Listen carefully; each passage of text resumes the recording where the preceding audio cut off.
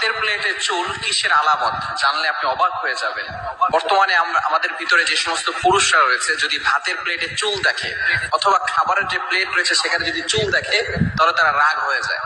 Anger person, এমন ভাবে তারা রাগান্বিত হয়ে যায়, স্ত্রীর উপরে অ্যাটাক করা শুরু করে, আঘাত করা শুরু করে। কেন এখানে চুল এলো? মনে রাখবেন, স্ত্রীরা যারা রান্না করে তারা কিন্তু ইচ্ছা করে সেখানে চুল দেয় না, ইচ্ছাকৃত ভাবে চুল দেয় না। এখানে কিন্তু অনেক গুরুত্বপূর্ণ একটি বিষয় রয়েছে। এই ভাতের ভিতরে চুল আসলে কি হয়, এটা যদি আপনি জানতে পারেন তাহলে কিন্তু আপনি কখনো স্ত্রীর সাথে খারাপ ব্যবহার করবেন না। অনেক সময় আমরা, স্ত্রী হচ্ছে সবচেয়ে কাছের মানুষ, আমরা সকল মানুষের সাথে ভালো ব্যবহার করি, সকলের সামনে আমাদের চরিত্র ফুটিয়ে উঠাই, কিন্তু স্ত্রীদের সামনে যে ভালো ব্যবহার করতে হবে সেটা আমরা অনেকেই ভুলে যাই। স্ত্রীদের সাথে ভালো ব্যবহার করি না, স্ত্রীদের সাথে বাজে বিহেভ করি, এটা কিন্তু ইসলাম সাপোর্ট করে না। আল্লাহ তাআলা পবিত্র কোরআনুল কারীমের ভিতরে নিজেই বলে দিয়েছেন। আপনি পবিত্র কোরআনুল কারীম খোলেন, 4 নম্বর পারার 20 নম্বর পৃষ্ঠা।